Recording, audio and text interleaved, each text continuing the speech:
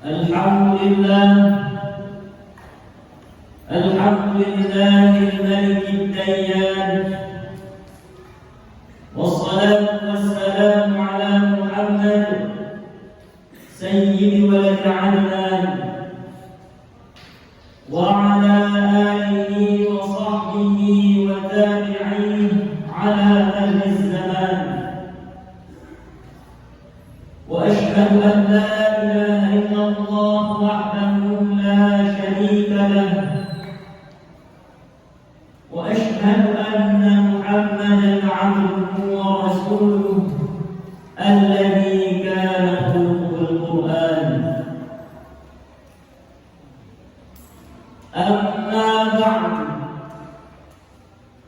فيا أيها المسلمون، أوصيكم ونفسي بتقوى الله العلي العظيم القائل في محكم كتابه: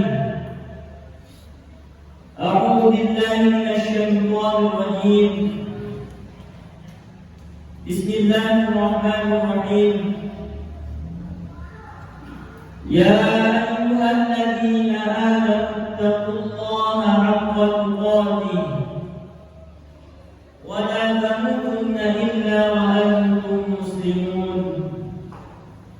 وقال أيضا: يا أيها الذين آمنوا اتقوا الله وقولوا قولا سديدا يصلح لكم أعمالكم ويغفر لكم ذنوبكم، ومن يطع الله ورسوله فقد فاز فوزا عظيما. صدق الله العظيم. Ma'asyiral muslimin rahimakumullah. Alhamdulillah, puji syukur kita panjatkan kepada Allah Subhanahu wa taala yang telah melimpahkan kepada kita begitu banyak macam nikmatnya. Di antaranya adalah nikmat kesehatan dan kesempatan, sehingga kita dapat dengan mudah melangkahkan kaki kita untuk datang ke rumah Allah Subhanahu wa taala. Lalu salawat dan salam semoga senantiasa tercurahkan kepada junjungan kita, panutan kita, suri tauladan bagi kita, yaitu baginda Nabi besar Muhammad sallallahu alaihi wasallam. Semoga kelak di yaumil qiyamah kita semua mendapatkan syafaat beliau. Amin ya rabbal alamin. Jamaah kaum muslimin sidang Jumat yang dirahmati oleh Allah Subhanahu wa taala, untuk mengawali khutbah pada siang hari yang penuh dengan keberkahan ini, khatib berwasiat kepada kita semua, terutama kepada diri khatib pribadi, untuk senantiasa berusaha meningkatkan keimanan dan ketakwaan kita kepada Allah Subhanahu wa taala. Tentunya dengan takwa yang sebenar-benar takwa, yaitu dengan cara menjalankan semua yang diperintahkan oleh Allah dan menjauhi semua larangannya.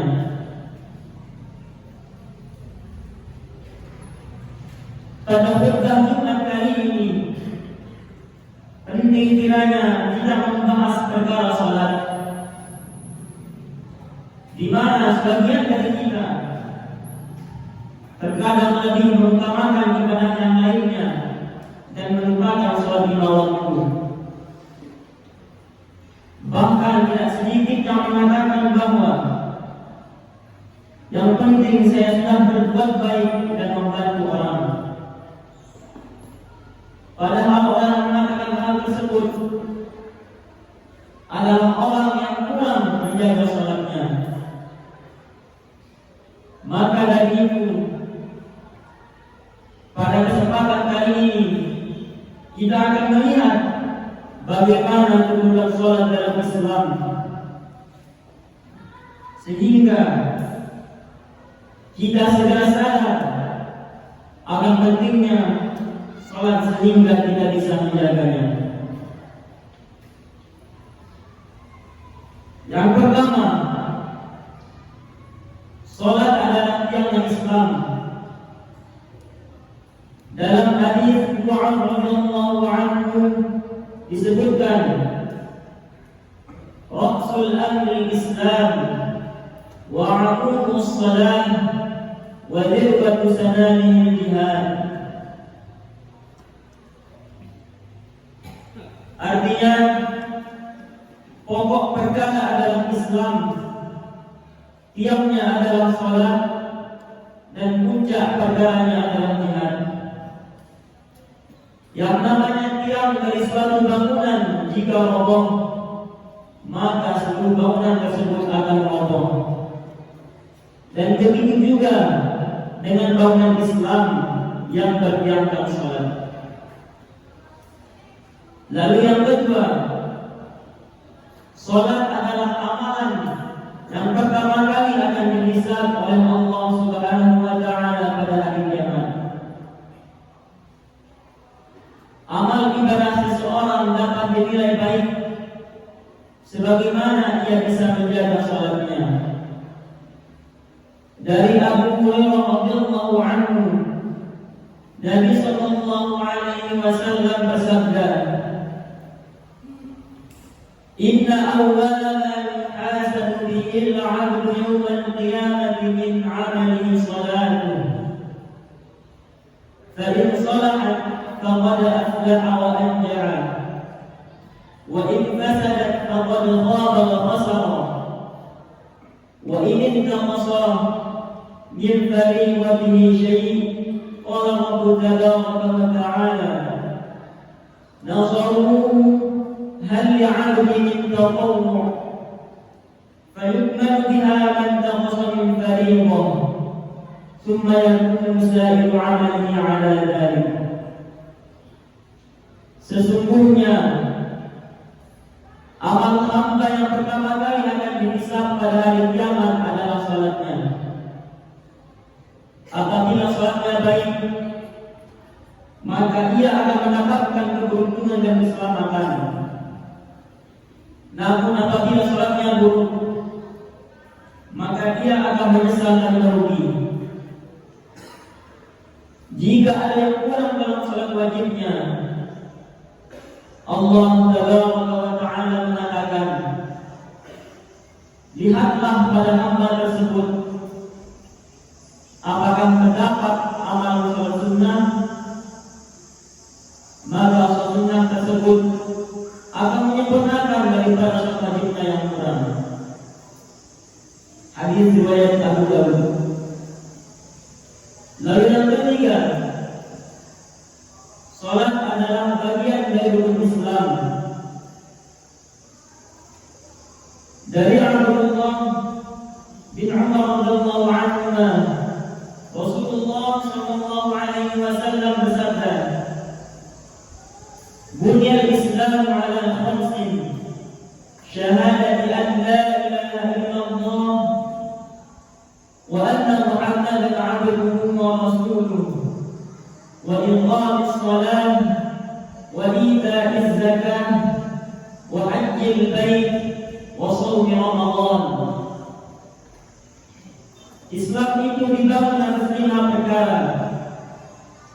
Yang pertama yaitu bersaksi bahwa tidak ada Tuhan yang patut disembah selain Allah Subhanahu wa Ta'ala, dan bersaksi bahwa Nabi Muhammad itu adalah utusan Allah.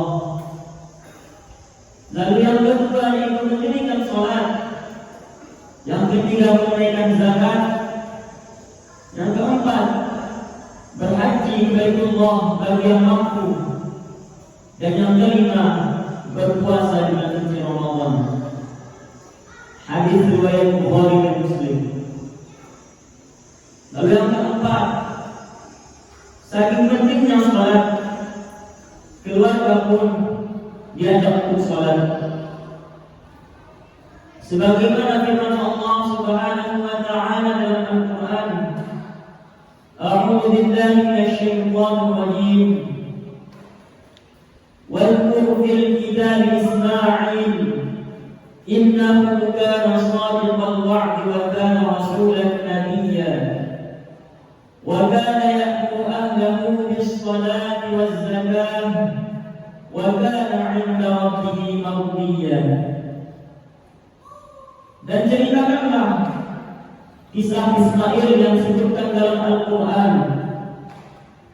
Sesungguhnya ia adalah orang yang benar janjinya, dan dia adalah seorang Rasul dan Nabi, dan dia menyuruh keluarganya untuk salat dan menunaikan zakat, dan dia adalah seorang yang diridhai oleh Allah. Quran Surah Maryam ayat 54 dan 55.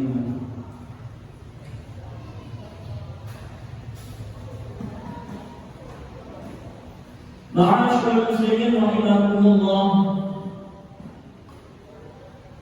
Karena salat begitu penting dan mempunyai kedudukan dalam Islam, maka yang meninggalkannya pun diancam dengan ghayya. Allah Subhanahu wa taala berfirman, "Fakhalafa min ba'dihim khalqun adha'u as-salah wattaba'u asy-syahawati fasawfa yalqawna ghayya." Maka datanglah setelah mereka pengganti yang menyia-nyiakan salat dan memperturutkan hawa nafsunya, maka kelak mereka akan menemui kesesatan. Ibnu Mas'ud radhiyallahu anhu mengatakan bahwa ghayya dalam ayat tersebut adalah sungai di Jahannam yang makanannya sangat menjijikkan dan tempatnya sangat dalam. Dalam hadis, orang yang meninggalkan salat diancam keras. Buraidah radhiyallahu anhu berkata, aku mendengar Rasulullah sallallahu alaihi wasallam bersabda, "Al-'ahdu alladhi bainana wa bainahum as-salah, faman tarakaha faqad kafara." Perjanjian antara kami dan mereka orang kafir adalah salat. Maka barang siapa yang meninggalkan salat, ia telah kafir. Hadis riwayat Ahmad dan At-Tirmizi.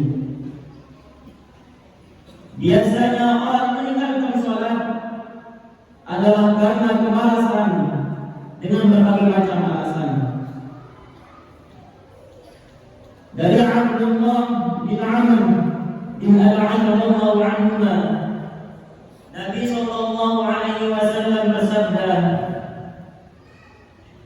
"Man hafadha 'alaiha kanat lahu nuran wa burhana wa najatan yawm al-qiyamah, wa man lam yuhafidh 'alaiha lam yakun lahu nurun wa la burhanun wa la najatun wa kana yawm al-qiyamah ma'a Qarun wa Fir'aun wa Haman wa Aba ibn Khalid."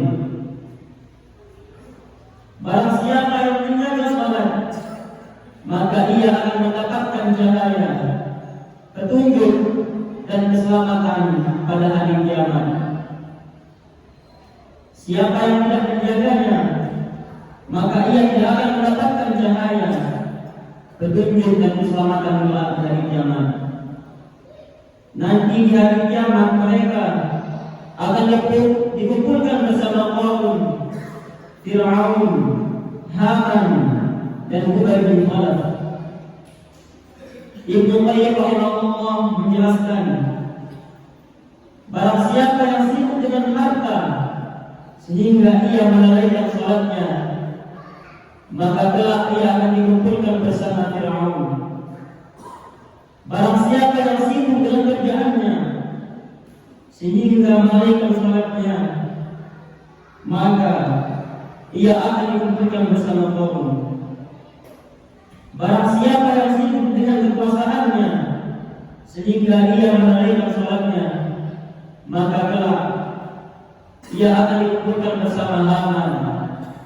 Dan barang siapa yang sibuk dengan perdagangannya sehingga ia lalai terhadap salatnya, maka kelak ia akan dikumpulkan bersama Abu bin Khalaf.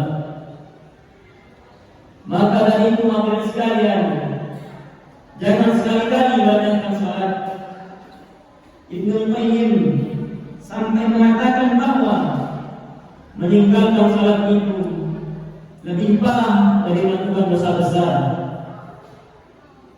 Maka dari itu pentingnya kita untuk menjaga salat. Jika dalam keadaan sibuk bagaimanapun, maka salat tetap harus diutamakan. Bahkan jika dalam keadaan lupa atau tertidur lantas ingat, maka salatlah ketika ingat dan sadar. Walau waktu salat telah habis, asalkan bukan sengaja dan bukan menjadikan sebagai rutinitas. Ma'asyiral muslimin rahimakumullah, demikian khutbah pada siang hari ini. Semoga Allah senantiasa melimpahkan taufik dan hidayahnya kepada kita semua, sehingga kita termasuk golongan orang yang menjaga salat. Amin ya rabbal alamin. Barakallahu li wa lakum fil Qur'anil 'azim wa nafa'ani wa iyyakum bima fihi minal ayati wadh-dhikril hakim wa taqabbala minni wa minkum tilawatahu innahu huwal ghafurur rahim. Allahumma shalli ala Muhammad, Allahumma shalli ala sayyidina Muhammad, Allahumma shalli ala sayyidina wa habibina wa syafi'ina wa dhurina Mustafa wa maulana Muhammad.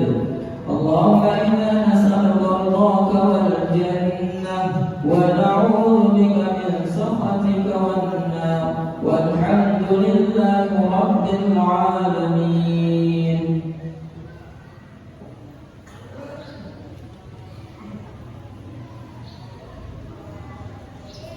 Alhamdulillahi wa kafa wa usalli wa usallimu ala sayyidina Muhammadin al-Mustafa wa ala alihi wa ashabihi ahli al-wafa. Ashhadu an la ilaha illallah wahdahu la sharika lah wa ashhadu anna Muhammadan 'abduhu wa rasuluh. Amma ba'd, faya ayyuhal muslimun, usikum wa nafsi bitaqwallahil 'aliyyil 'azim. Wa'lamu anna Allah amarakum bi amrin 'azim. Amarakum bis salati was salam 'ala nabiyyil karim. Faqala inna Allah wa malaikatahu yusalluna 'alan nabi. Ya ayyuhalladzina amanu sallu 'alaihi wa sallimu taslima. Allahumma salli 'ala sayyidina Muhammad wa 'ala ali sayyidina Muhammad kama sallaita 'ala Ibrahim wa 'ala ali Ibrahim wa barik 'ala Muhammad wa 'ala ali sayyidina Muhammad kama barakta 'ala Ibrahim وعلى آل إبراهيم في العالمين إنك حميد مجيد.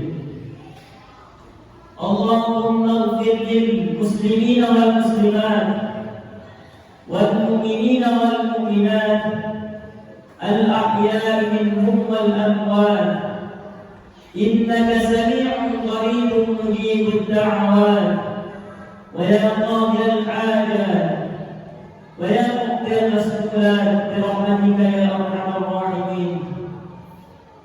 اللهم أعز الإسلام والمسلمين وأذل الشرك والمشركين ودمر أعداءك أعداء الدين إنك على كل شيء قدير.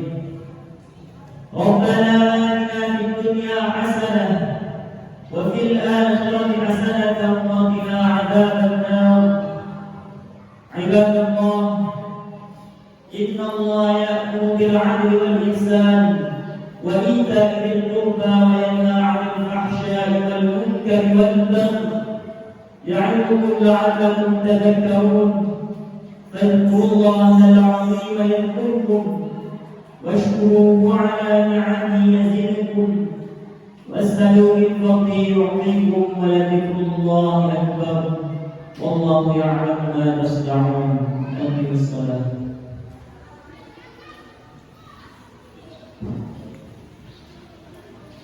Allah